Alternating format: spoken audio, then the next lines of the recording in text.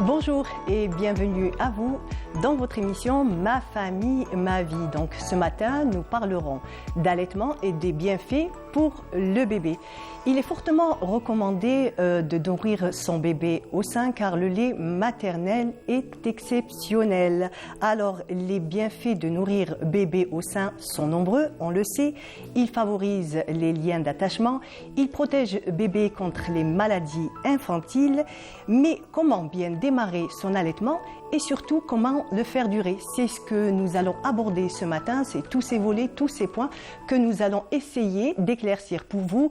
Et vous pouvez participer dans l'émission donc en appelant au 021 23 98 91. Donc voilà, partagez avec nous vos expériences, vos questions. Nous sommes là pour y répondre. Donc avec le docteur Mariam Choukar, voilà, qui est parmi nous ce matin. Bonjour.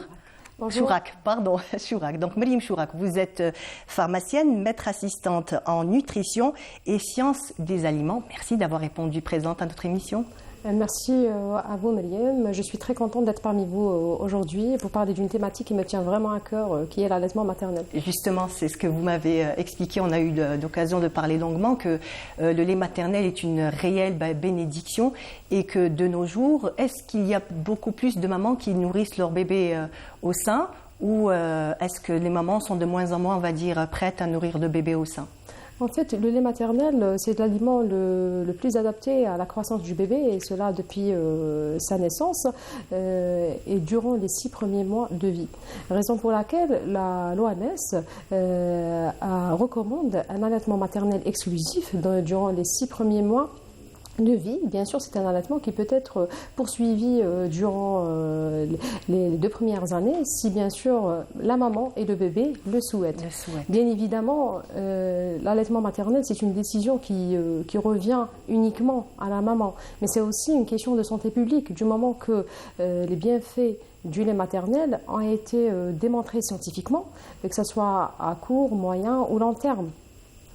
Donc ici en Algérie, il y a eu l'enquête mixte qui a révélé une hausse de cette pratique qui est passée de 6,9 dans l'année 2006 jusqu'à, donc c'est passé à 27,8% dans l'année 2019. C'est vrai qu'il y a une hausse, mais qui reste en fait insuffisante du moment que dans le monde et surtout en Europe, on parle des taux de 60 et 90%. Très bien. Donc, Wahida, bonjour. Bonjour, Maniel. Alors, toi, tu nous parleras ce matin. Donc, on va parler des différents équipements dont une maman a besoin pour allaiter bien son enfant et pour rester en bonne forme. Voilà. Très bien, super. Donc, avec toi, on aura toutes les petites astuces et toutes les nouveautés pour mieux allaiter le bébé. Donc, on disait à l'instant que le taux n'est pas suffisant.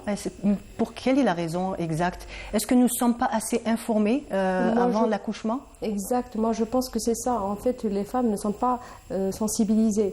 Et moi je pense que les femmes, elles ont le droit d'avoir une information qui soit juste, qui soit claire et loyale quant à la pratique de l'allaitement et quant aux bienfaits de ce lait maternel.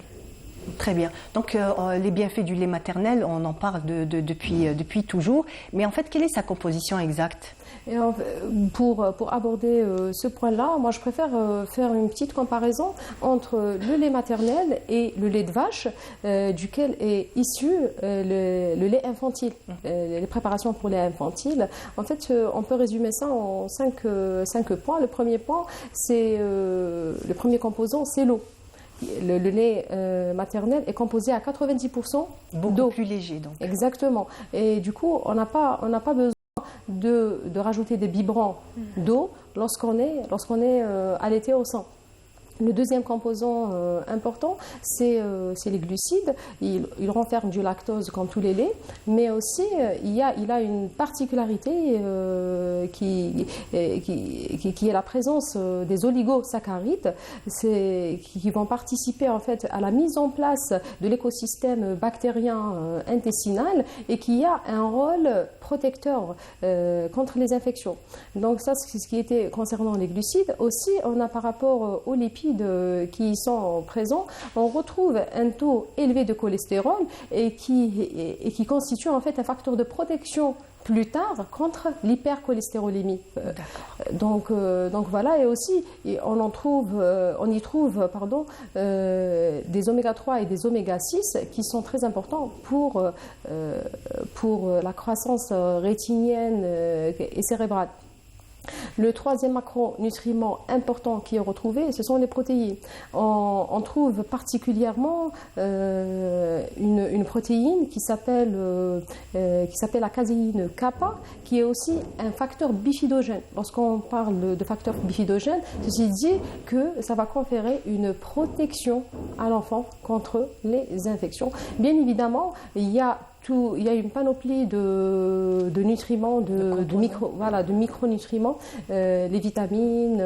Que l'on ne retrouve pas, en fait, qu'on ne retrouve pas dans le lait infantile. Les vitamines et les minéraux, en fait, on peut les mimer. On peut les retrouver. Voilà, justement. Exactement. Pas à l'identique. Exactement. Bon, peut-être à l'identique pour les minéraux et les vitamines, mais en fait, il y a d'autres composés que l'on ne retrouvera jamais, qu'on n'arrivera jamais à mimer, parce que c'est d'ordre biologique. On retrouve des cellules immunocompétentes qui confèrent une immunité au bébé et au bébé à l'enfant plus tard. Donc on retrouve des macrophages, des polynucléaires, les lymphocytes, etc. On retrouve des enzymes telles que la lipase qui va faciliter la solubilisation des matières grasses et donc une meilleure biodisponibilité de ces nutriments dans le corps du bébé. On retrouve également des hormones et plein d'autres composés. Très bien. Alors on va voir tout de suite. Je vous propose de regarder un reportage de Farida Ben Mslim. Donc elle s'est rendue sur place pour voir les naissances et comment les mamans prennent en charge leur bébé juste quand ils viennent d'arriver. On regarde le reportage et on revient juste après.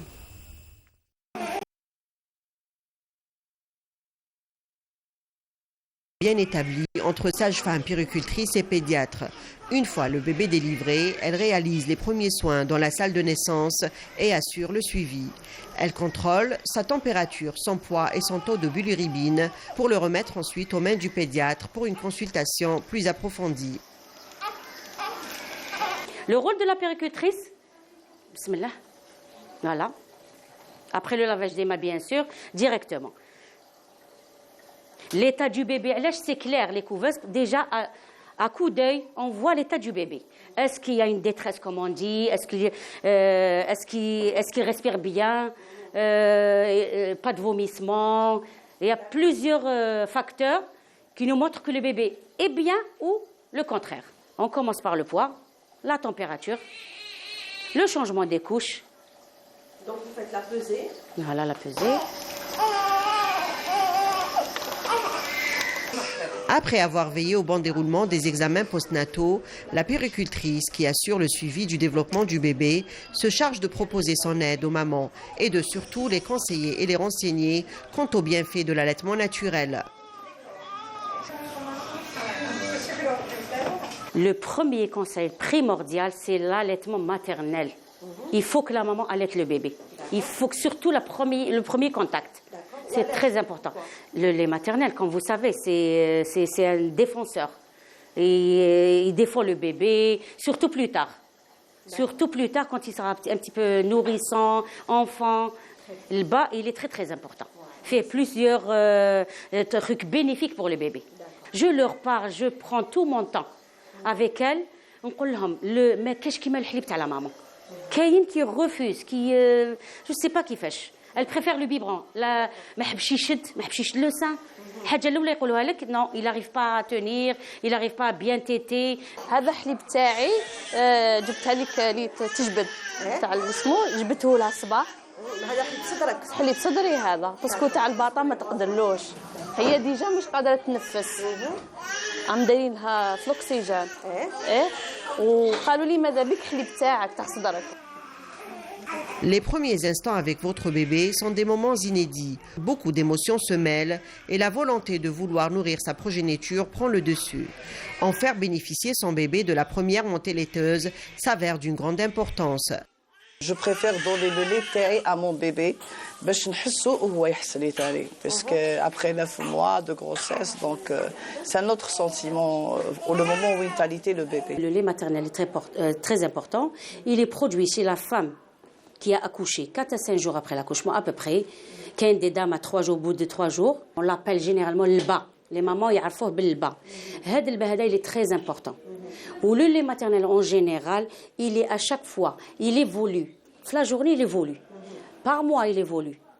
Selon les besoins du nouveau-né, il change de composition. Le lait maternel constitue à lui seul la meilleure nourriture pour votre nouveau-né.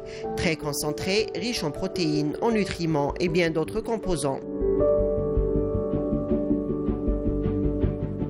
Pour les enfants, le lait maternel est primordial parce que non seulement il va apporter tous les nutriments dont le bébé a besoin, mais aussi il va apporter la protection, les anticorps maternels qui vont l'aider à se protéger. Parce qu'il faut savoir que pendant les 6 premiers mois de la vie, l'enfant ne va pas synthétiser lui-même ses anticorps. Il a besoin d'une certaine maturité immunitaire pour commencer à les synthétiser. De ce fait, le lait maternel va l'aider à mieux se protéger contre les infections et à mieux s'adapter à la vie extra-utérine. Vous l'aurez compris, il s'agit d'une qualité de lait supérieure qui se produit de façon continue. Tant que le bébé tétera, il s'adapte au développement et à la croissance du nourrisson. Il faut savoir que le lait maternel n'a pas la même constitution tout au long d'une même séance d'allaitement, ni même au fil des jours. Il va s'adapter aux besoins des bébés.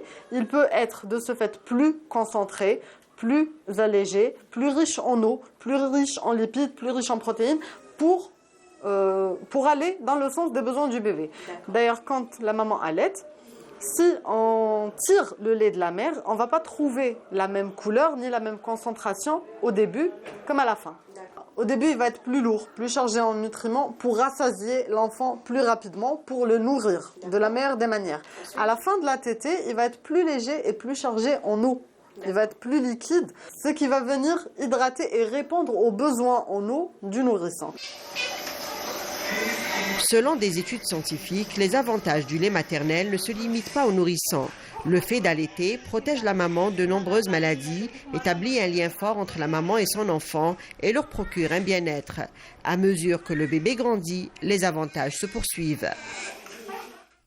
Donc, docteur Chourak, on a bien vu, donc les avantages se poursuivent. Donc, on a bien compris que la composition du lait n'est pas constante. Exactement. Du lait maternel. Exactement, exactement. En fait, il y a une variation de sa composition selon le terme de la grossesse déjà. Lorsqu'on a affaire à un bébé qui est né à terme et un bébé né prématuré, la composition n'est pas la même.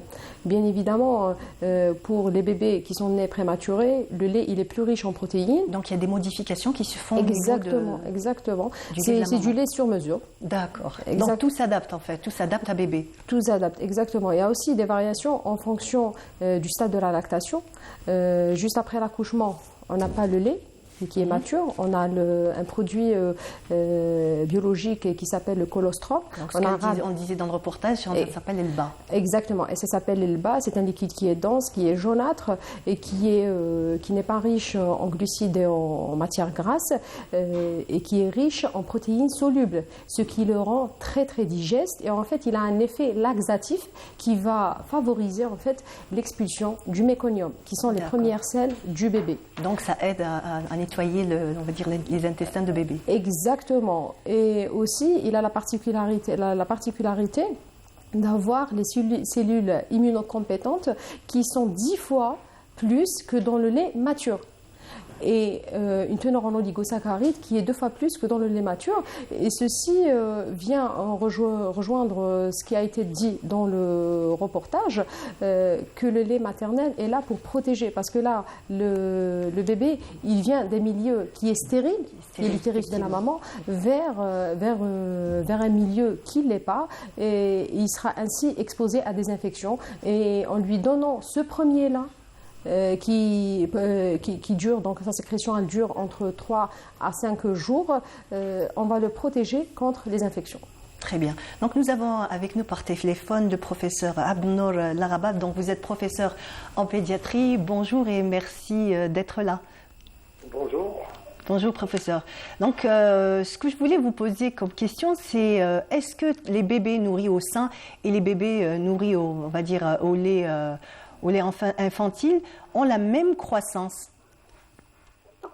Oui, à peu près. À peu près, à ce niveau, oui. Non, vous savez, l'avantage du lait maternel est beaucoup plus vaste.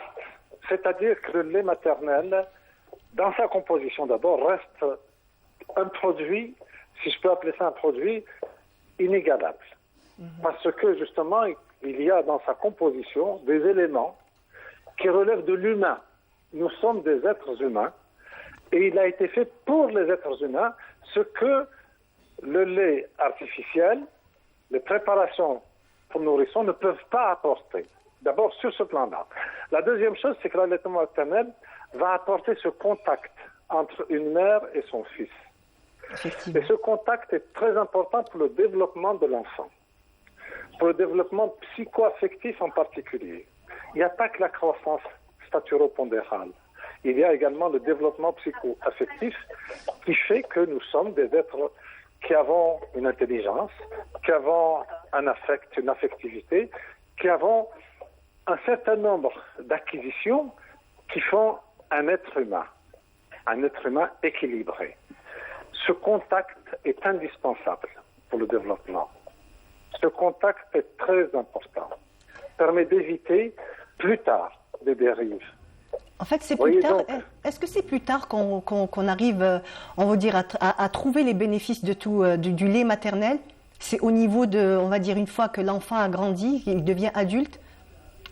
Non, vous pouvez le trouver tout de suite. C'est imperceptible tout de suite, mais effectivement, plus ça grandit, plus vous allez le voir. Tout à l'heure, j'entendais une personne qui intervenait pour dire qu'il permettait de prévenir mieux que n'importe quoi les infections. Effectivement, ça a été prouvé. Les études récentes sur la composition du lait maternel, on ne cesse de découvrir des choses, montrent qu'effectivement, il y a incontestablement dans sa composition des contenus qu'on ne peut pas trouver ailleurs. Par exemple, je vais vous citer un exemple. Pendant longtemps, ce qui avait un peu frappé, c'est la composition en sucre du lait maternel. Et il est très riche en certains sucres. Aujourd'hui, on se rend compte que ces sucres, en fait, sont des prébiotiques, c'est-à-dire un élément qui permet le développement au niveau de l'intestin de germes, de microbes qui sont favorables, qui vont favoriser le développement de l'être humain. C'est-à-dire que ces microbes qu'on appelait à l'époque flore bactérienne sont des éléments très importants dans la transmission de l'information entre l'extérieur et l'intérieur de l'être humain. Pour l'immunité, on pense probablement que le développement de cette flore va permettre le passage d'informations vers le système immunitaire de l'homme qui sont de première importance pour l'avenir de l'enfant.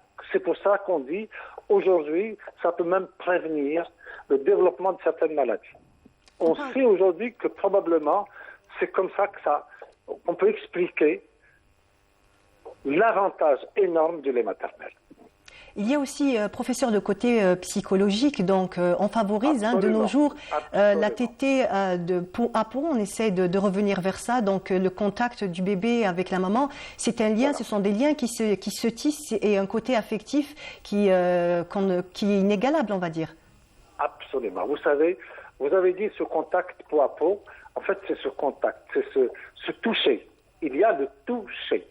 Le toucher, c'est quelque chose d'extraordinaire qu'on découvre aussi. Le toucher, c'est cette chose qui permet, ce contact qui permet donc le passage d'informations. Quel type d'information?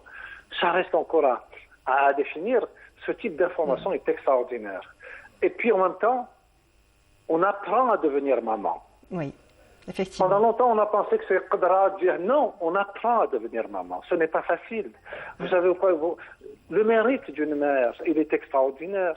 Apprendre à devenir maman, c'est petit à petit, ces nuits agitées, quand elle donne le sein, quand il y a un être vivant qui sortit d'elle et qui va la tirailler parce qu'il va appuyer sur ce mamelon, il peut lui faire mal. Ça, c'est quelque chose que petit à petit, qui va apprendre à gérer. Oui, qui va la changer. Il y a aussi le regard, on a dit le contact, il y a le regard aussi quand le bébé tète, entre la maman et le bébé aussi. Absolument.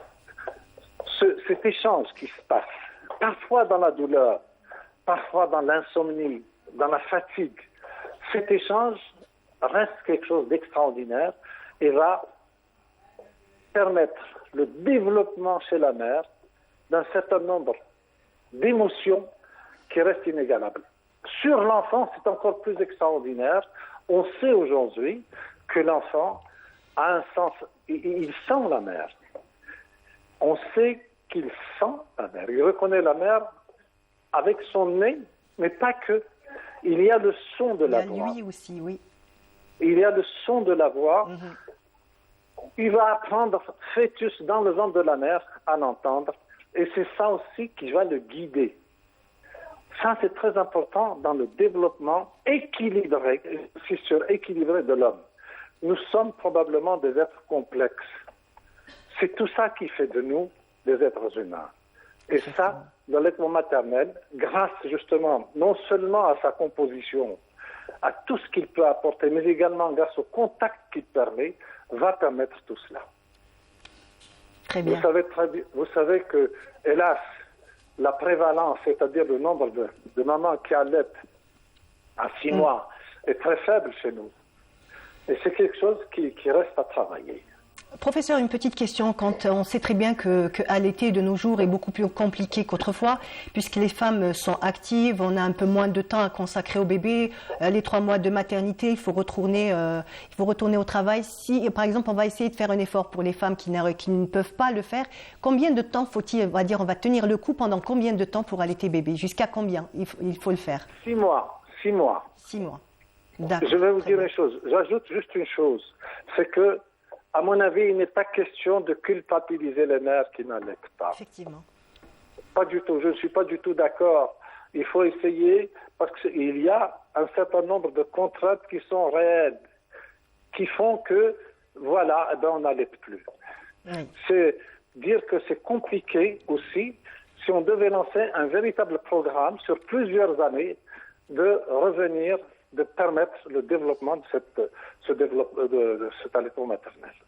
Très bien. Donc, en fait, il faut adapter. Il y a aussi autre chose. Il n'y a pas que la volonté de maman à l'adoption, plutôt à l'allaitement. Il y a aussi, on va dire, tout le milieu qui l'entoure qu'il faut essayer d'adapter pour maman et pour bébé. Merci beaucoup, professeur Laraba. Merci d'avoir été avec nous ce matin. Je vous en prie. Merci. Au revoir. Au revoir. Docteur Chourak, Oui.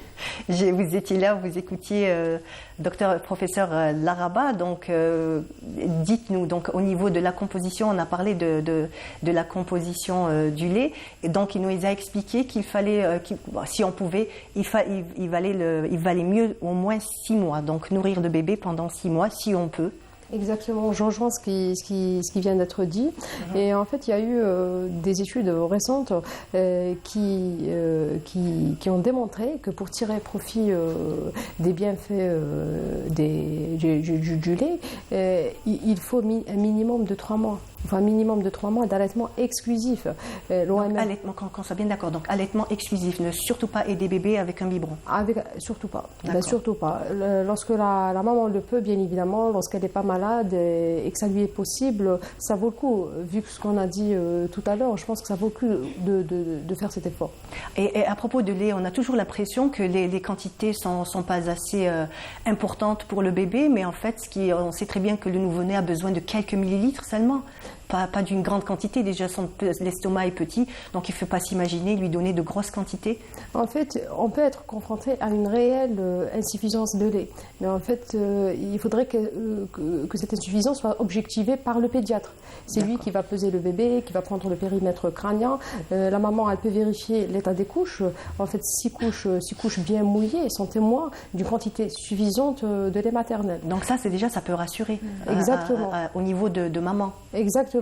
Mais après, si véritablement il y a cette insuffisance de lait qui est due soit à un mauvais positionnement du bébé contre le sein, qui ne prend pas convenablement le sein, donc au lieu de prendre l'oreiller entier, et donc il prend juste le téton, donc ou bien le bébé il n'est pas exposé assez souvent au sein, c'est-à-dire qu'il ne prend pas beaucoup de tétés. Et dans ce cas-là, il faut renforcer le nombre des tétés pour pallier à cet inconvénient d'insuffisance de lait. Donc la succion est innée chez le bébé, mais à quel moment doit-on mettre le bébé au sein après sa venue au monde, après donc la délivrance, à quel moment doit-on le mettre au sein? Lorsque le bébé naît par voie basse, c'est tout de suite. La première, on parle du premier contact qui est très important et de la tétée de bienvenue qui est très importante. Là le professeur Arada, il a parlé en fait de ce contact-là et de son apport et pour la maman et pour le petit et qui permet aussi, en fait, grâce au réflexe de la succion, de déclencher la production du lait. Donc ne pas attendre comme font en fait dans certains établissements, on met le bébé de côté, on laisse maman se reposer, c'est une bonne ou une mauvaise idée? Non, surtout pas. En fait, moi-même, j'ai assisté à plusieurs seins. Moi-même, j'étais maman et j'ai eu affaire à de telles situations où on était dans un établissement privé. Et en voulant priver en fait les mamans de leur droit d'allaiter et le bébé aussi de recevoir son premier lait qui est le colostrum. C'est en fait grâce à cette tétée de bienvenue que beaucoup de liens s'établissent entre la maman et le petit et aussi ça permet en fait de déclencher la sécrétion du colostrum vu qu'on ne peut pas avoir de sécrétion de lait tant qu'il n'y a pas eu de succion. Tant qu'il n'y a pas eu de succion. Parce que la succion, en fait, le réflexe de la succion, il déclenche les terminaisons nerveuses qui se retrouvent au niveau de l'auréole. Et par conséquent, il y a toute une machinerie hormonale qui est déclenchée. Donc, il y aura libération de prolactine, d'ocytocine, qui sont les deux hormones responsables de la sécrétion du lait. Voilà. Donc en fait, il peut arriver que, bon, comme on a dit, c'est pas inné de donner le sein. Il y a certaines choses à savoir et des fois, il y a certaines difficultés ou en fait certains problèmes qui surviennent. Wahida, toi, tu as pour nous ce matin donc quelques petites astuces en fait de la nouveauté pour pouvoir aider maman à mieux donner la tétée à bébé. Exactement. Je vais vous en parler juste après le jingle. Très bien. On regarde le générique et on revient.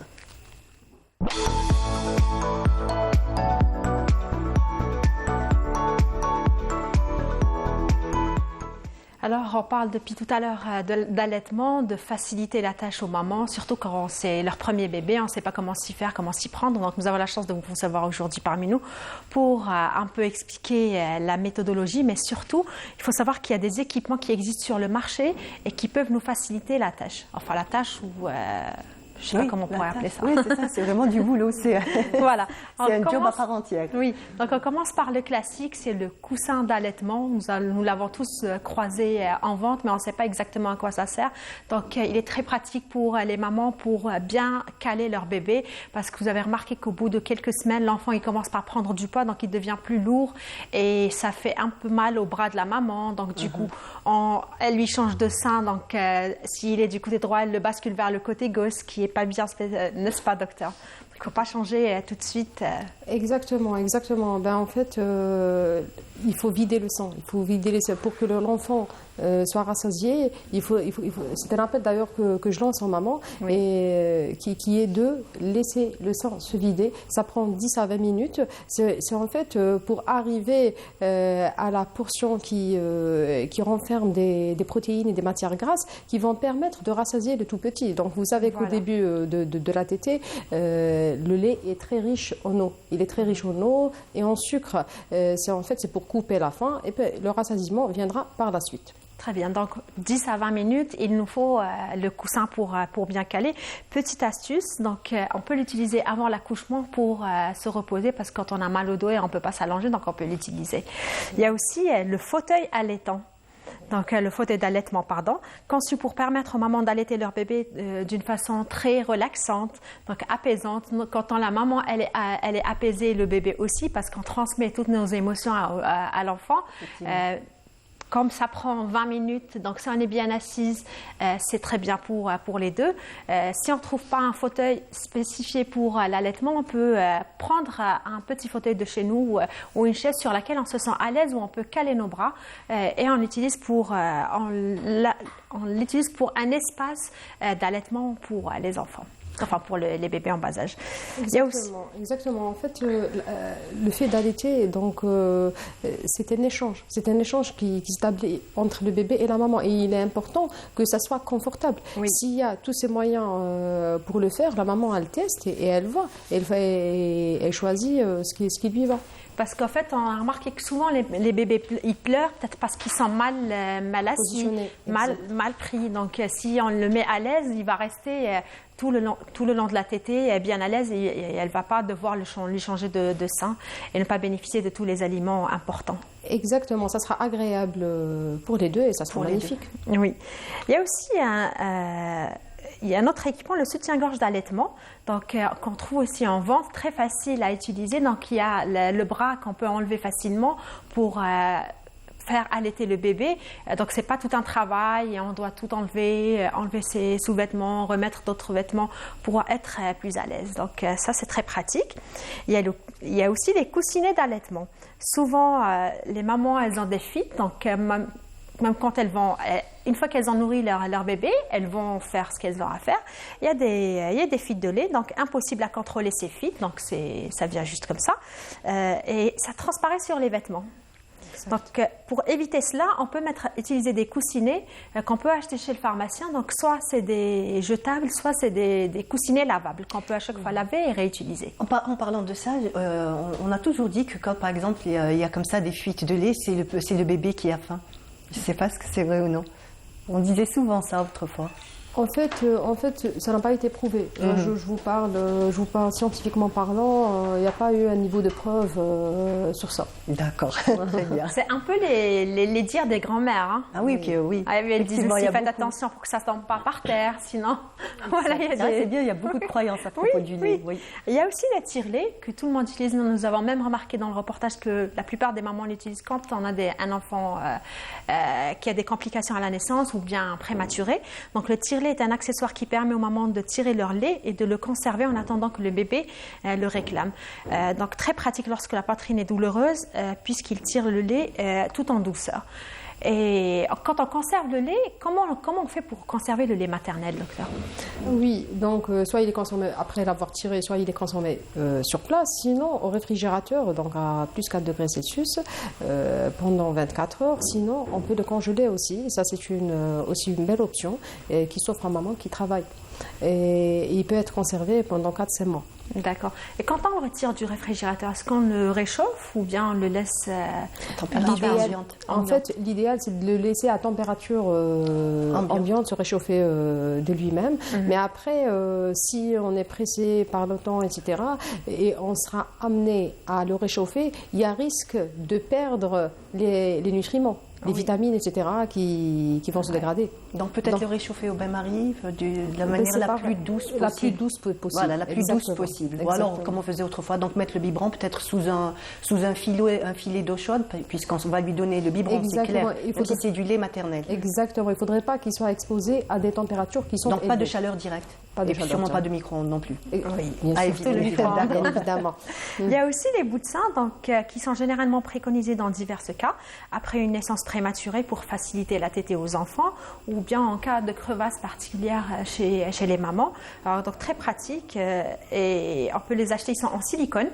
Donc, ils se trouvent chez le pharmacien, on peut les acheter et les utiliser. Voilà, donc des embouts en silicone. Voilà, qui sont très pratiques pour les enfants. Justement, parlant des enfants qui naissent avec un poids assez léger ou bien prématurément, il y a une autre méthode que nous avons parlé de ça tout à l'heure au coulisses, c'est la méthode kangourou, qui est vraiment pratiquée ici en Algérie. Vous m'avez dit tout à l'heure qu'il y a un professeur qui l'a fait. En fait, non seulement que ça aide les enfants à tisser un lien avec la maman, ça les aide pour grandir normalement, mais aussi ça facilite la tétée pour les enfants, parce qu'il faut savoir quand ils sont vraiment petits par rapport à leur poids, on ne peut pas les téter comme un enfant qui est né avec un poids normal, à terme. À terme, exactement. Donc ça a été fait au niveau du CHU Mustapha. Donc c'était une solution d'urgence, comme nous l'a expliqué le professeur chef service. Mais en fait, on avait établi par la suite une structure qui est dédiée à ça, donc voilà, qui remplace les couveuses. Oui. C'est une solution qui est humaine, où il y a le contact avec la maman. Plus de chaleur. Plus de chaleur. Donc voilà.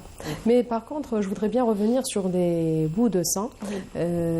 Donc c'est vrai que c'est une solution d'urgence, mais il ne faut pas oublier que ça réduit le contact avec l'auréole. Et je vous ai parlé tout à l'heure de l'innervation de l'auréole qui déclenche en fait la sécrétion lactée. Donc l'utilisation à long terme risquerait en fait de diminuer la sécrétion lactée.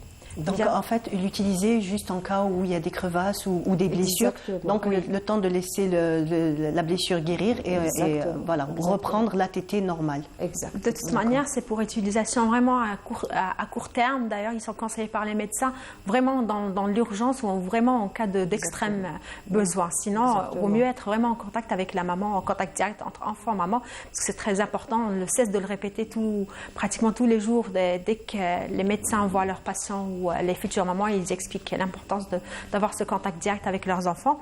Il y a aussi le recueil-lait, donc il ne faut pas confondre entre le tire-lait et le recueil-lait. Le recueil-lait, c'est-à-dire que la maman, elle sort, ça ressemble à une gourde qu'elle accroche la maman au niveau de son sein et elle récupère son lait. Donc elle n'a pas besoin de le tirer. Ah d'accord, donc quand le sein coule de lui-même. Voilà, de lui-même. Donc on récupère, je le garde bien au frais et une fois que je rentre à la maison, je peux le donner à mon bébé. Voilà. Et c'est la même chose aussi pour les enfants qui sont prématurés, qui sont dans une couveuse. Voilà. Exactement. En fait, c'est valable. Ça permet le lait maternel. En fait, c'est ce qu'il y a de mieux pour un bébé même né prématurément. Ça permet surtout de prévenir une complication qui est très importante et qui est à l'origine d'un taux de mortalité qui est élevé, qui est l'entérocolite ulcéro-nécrosante. Donc, on avait vu que chez les bébés qui étaient allaités au sein, que ça prévenait cette complication. 0 d'entérocolite ulcéro-nécrosante. Et même du côté sentimental, ils sont bien constitués. Donc, je dirais, l'enfant, il est trop proche de sa maman, donc il connaît toutes les émotions, il est équilibré. Enfin, je pense qu'il va être plus tard. Exactement, ça renforce le lien entre la maman et son enfant. Et en fait, ce qui lui permet d'éviter des dépendances à l'âge adulte. Des dépendances affectives. Exactement. À l'âge adulte, effectivement. Et c'est vrai qu'après, au fur et à mesure qu'on allaite notre bébé, on arrive un petit peu à reconnaître toutes ses émotions, à quel moment on arrive même à détecter, on va dire tout, hein, quand il a faim, s'il a mal quelque part. Parce qu'on est là, en fait, 20 minutes, c'est long. Donc on fait quoi pendant 20 minutes? On regarde le bébé et c'est tous ces liens et tout qui font qu'il y a quelque chose de très fort entre un bébé qui a été allaité au sein et un bébé qui a été nourri au biberon. On ne le répétera jamais assez. Exactement. N'est-ce pas? Voilà. Et en parlant toujours de lait, est-ce que l'alimentation joue un rôle dans la richesse ou la pauvreté du lait maternel? D'accord, donc là, l'alimentation de la femme allaitante, elle a toute sa particularité. Pourquoi? Parce qu'en fait, il y a certains éléments que si la maman ne les consomme pas, le bébé ne les aura pas. En fait, c'est le cas des oméga 3, c'est le cas de l'iode, c'est le cas de l'iode, c'est le cas aussi du sélénium, de la vitamine A. Donc la maman, elle est tenue d'avoir une alimentation qui soit le plus équilibrée possible pour en fait répondre aux besoins du bébé, à ses propres besoins. En fait, c'est une continuité, c'est ce qu'on a fait donc pendant les 9 mois. On va devoir encore continuer ce travail-là parce que pendant les 9 mois de grossesse, on surveille l'alimentation, on essaye de manger riche, équilibré. Il va falloir en fait continuer même pendant l'allaitement. Exactement, ouais. Est-ce qu'il y a certains nutriments à favoriser, certaines choses à prendre plus que d'autres ou par exemple des choses à bannir, certains aliments à bannir complètement pour la maman allaitante? Par rapport aux aliments à bannir, il n'y en a pas. C'est pas comme pour la grossesse où il faut éviter les viandes crues, Question etc. pratique. Oui. Le piquant, l'har, oui. le piment. Peut-on manger épicé et piquant? Elle peut manger tout ce qu'elle veut, la maman. Ah d'accord. En fait, je vous parle du niveau de preuve scientifique. Donc, il faut au contraire, c'est un point positif. C'est un point positif lorsque la maman varie son alimentation et en fait, le bébé il sera exposé à des saveurs et à des flaveurs en fait différentes, ce qui permettra d'éviter, après, une fois plus grand, la néophobie. qui est le rejet des aliments. Des aliments. Donc ça, c'est un point positif Oui, déjà c'est sur le quelque chose corps. qu'on ne savait pas. En fait, on ne savait pas que déjà on commençait à lui faire goûter à travers le lait maternel. Exactement, à travers le goûter. Déjà, ça commençait à se faire au niveau du ventre déjà. Là, j'ai eu le témoignage d'une gynécologue qui m'avait dit qu'elle avait assuré l'accouchement d'une Indienne et qui mangeait une nourriture exactement beaucoup. Et elle m'a dit que son liquide amniotique sentait le curry. Ah, c'est magnifique comme histoire, ça. Exact. D'accord. Donc, en fait, ça va. Quand on allaite, pour une maman, elle peut tout manger, pas de restriction, pas de restriction. Il faudrait qu'elle mange 2 fois mieux, pas 2 fois plus. C'est vrai qu'il y a une augmentation de la dépense énergétique de 500 kcal qui va lui permettre, en fait, de perdre les kilos qu'elle a gagnés pendant la grossesse et de retrouver sa ligne. Alors, moi, personnellement, donc, j'ai allaité mes filles jusqu'à 2 ans chacune. Ce qui se passait, c'est qu'en fait, j'avais très soif. Pendant que je donnais la tétée, c'était systématique. Est-ce qu'il y a une perte d'eau beaucoup plus importante ou pas du tout? Et c'est normal. Là, vous êtes en train de sécréter le lait. On a dit qu'à 90%, il était constitué d'eau. Il est recommandé pour une femme qui allaite de consommer 2,7 litres d'eau par jour. Donc 1 litre est constitué par les aliments. Donc il lui restera 1,7 litres à boire directement, qui seront répartis bien évidemment dans la journée. Donc au moment où par exemple le lait diminue un petit peu, on sait très bien qu'au bout de quelques mois, peut-être que si le lait il diminue, est-ce qu'on continue quand même à donner la petite quantité qui reste que l'on a? Est-ce qu'il faut quand même insister et continuer à donner? En principe, à fur et à mesure que l'on avance dans l'allaitement, la quantité du lait ne diminue pas. Sauf si on est stressé, parce qu'en fait, on sait que la prolactine est une hormone qui est inhibée. Donc, la sécrétion est inhibée par le stress. Dans ce cas, bien sûr, il faut renforcer l'allaitement, donner plus le sein au bébé pour le maintenir et le pérenniser. Très bien. On va parler carrément d'autre chose. Est-ce que les femmes sont suffisamment informées, les mamans sont suffisamment informées, donc avant l'accouchement, de l'importance de donner le sein? En fait, je l'ai dit tout au début que c'était de leur droit d'avoir les informations nécessaires pour décider d'allaiter ou pas. On décide après l'accouchement ou en fait ou avant l'accouchement? Les études ont révélé que dans 67% des cas, la décision d'allaiter est prise avant l'accouchement. Donc on doit être sûr avant, est-ce qu'on veut ou pas donner le sein? Exactement. Et en fait, c'est aux professionnels de la santé, qu'ils soient médicaux ou paramédicaux, d'informer les femmes enceintes sur l'importance de cette pratique. Très bien. Il y a aussi autre chose, on sait très bien que les femmes sont très attachées à leur physique, à leur beauté, c'est tout à fait normal. Est-ce que de donner la tétée, ça abîme le sein de maman? Oui, en fait, ça a été prouvé. Il peut y avoir un relâchement des seins juste après avoir donné la tétée au bébé. Donc, bien sûr, ça ne se fait pas immédiatement, mais au fil des mois. Mais en fait, le niveau de relâchement, il varie d'une femme à une autre. Il y a la génétique qui intervient, mais il faut savoir qu'il y a moyen de remédier à ça, pour ne pas, bien sûr, renoncer à son allaitement. Parce que c'est si je me il ne faut pas que ce soit un point qui va dissuader la maman. Exactement. Se priver son bébé de Exactement. De son lait. Il y a les exercices physiques qui sont là pour renforcer en fait les muscles qui tiennent cette glande mammaire. Il y a aussi des massages avec des huiles tonifiantes, on va dire, telles que l'huile du fenugrec, en fait, qui est tonifiante. On peut faire des massages qui va tonifier les muscles de la glande mammaire. Est-ce qu'on commence avant l'allaitement on va dire à mettre ces huiles, à mettre quelques crèmes avant l'allaitement ou avant et pendant? En fait, c'est beaucoup plus après. Donc après la montée de lait, après les premières montées de lait. Exactement. D'accord. Ah, très bien. Donc est-ce que quand on a subi une intervention ou de la chirurgie, est-ce que cela n'empêche pas est-ce que ça empêche de nourrir bébé? En fait, lorsqu'on a subi une intervention chirurgicale, moi-même j'étais sujette à ça lors de la naissance de mon premier bébé. Donc j'ai été opérée un mois après mon accouchement et cela ne m'a pas empêchée à continuer d'allaiter.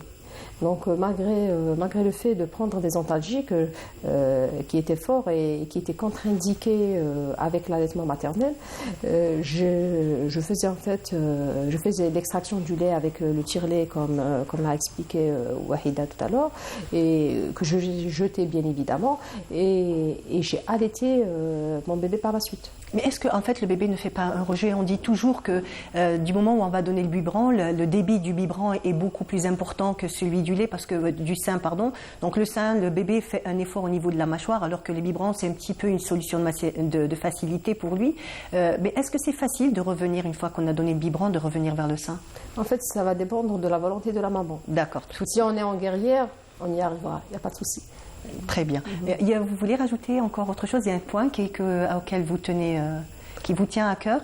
En fait, je voudrais bien résumer les bienfaits du lait maternel sur le bébé, en fait, pour récapituler tout ce qu'on a dit. En fait, le lait maternel, il permet à un bébé, on l'a dit, de tisser un lien entre la maman, donc un renforcement du lien. Il permet de le protéger contre les infections. On a prouvé qu'il y avait une réduction des otites, des infections respiratoires et des hospitalisations. On dit même donc que les bébés qui ont été nourris au sein, donc on va dire, sont pas préservés, mais ne sont pas aussi sujets au diabète, au surpoids.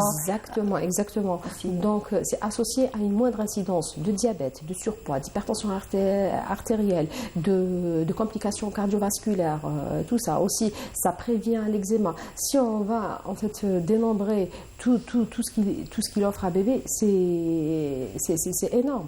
Et aussi, il apporte des choses à la maman.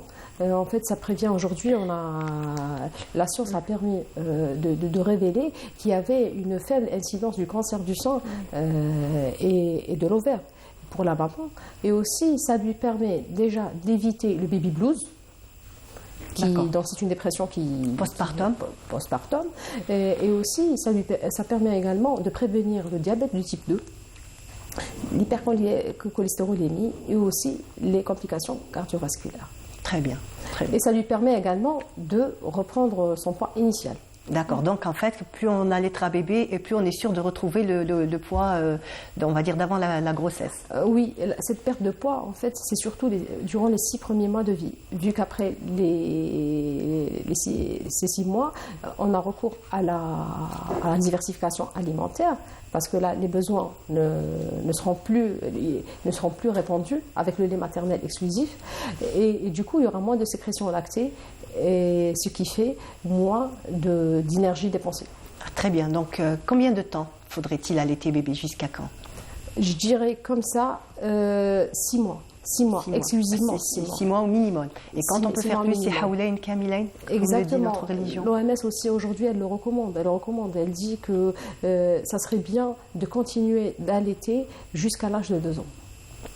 Très bien, donc j'espère qu'on a fait le tour de la question. Donc, il y a aussi en fait un intérêt économique en allaitant le bébé. Effectivement, c'est vrai que le budget est beaucoup moins important. Déjà, on va économiser le prix des biberons, des consultations chez le pédiatre parce qu'on aura moins d'infections, le prix des médicaments, le prix du lait. Donc on fait des économies aussi en allaitant bébé. Sans compter aussi le temps que l'on gagne à aller laver les biberons, stériliser les biberons. Il faut savoir que c'est beaucoup de travail. Voilà, c'est vrai que c'est beaucoup, on va dire, c'est plus pratique. Hein.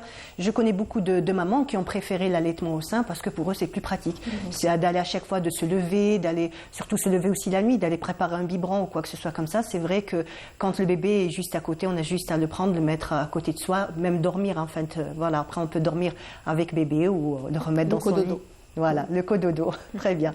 En tout cas, merci beaucoup, docteur, d'avoir été parmi nous, d'avoir éclairé notre lanterne. C'était passionnant de discuter donc de l'allaitement, donc quelque chose qui vous tient à cœur. Exactement. Voilà. J'espère qu'à travers notre émission, vous aussi, les futures mamans, vous aurez, on va dire, on vous a donné l'envie d'allaiter vos enfants. Wahida, J'espère que toi aussi, on t'a donné l'envie d'allaiter tes enfants, Inch'Allah. Inch'Allah. Inch'Allah. Ah non, mais c'est important. C'est vrai Effectivement, que on ne c'est cessera important. jamais de le dire que c'est très Oui. important. Et pour la maman et pour le bébé. le petit. Très bien. Wahida, merci beaucoup d'avoir Merci. été là. Merci. Je vous dis merci beaucoup. Donc restez branchés sur les programmes de Canal Algérie. Je vous dis merci, au revoir et à demain.